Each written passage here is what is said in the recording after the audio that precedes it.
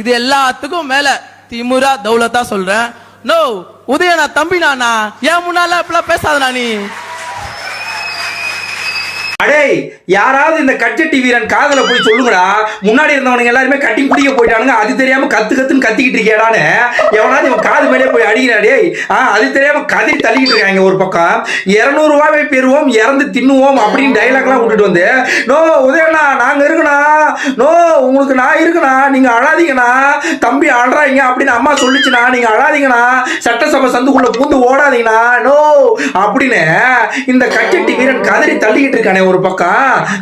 இதெல்லாம் உங்ககிட்ட யாரா கேட்டா? இப்போ யாரா நீ? இதெல்லாம் யாரா உன்கிட்ட கேட்டா? யாரா நீ?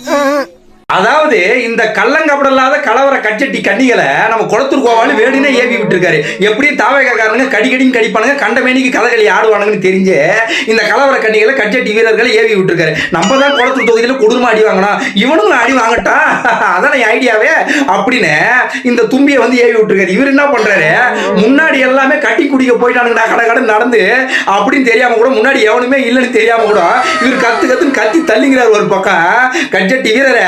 அதாவது கட்சட்டியை போட்டோமா, கருப்பட்டி பணியாரம் போய் வாங்கணுமா, 2 தின்னமா, கொல்லப்புறமா புது ஓனமான்னு இல்லாம இங்க வந்து என்ன கதகளி ஆடிக்கிற நீங்க? என்ன கதை? நோ நாங்க இருக்கணா, நீ சட்டசபைக்குள்ள புந்து ஓடாதனா நோ முத்தண்ணா அப்படின்னு புளுத்தி கணக்கா பேசிக்கிட்டு இருக்காரு. இங்க ஓடாத வாங்க.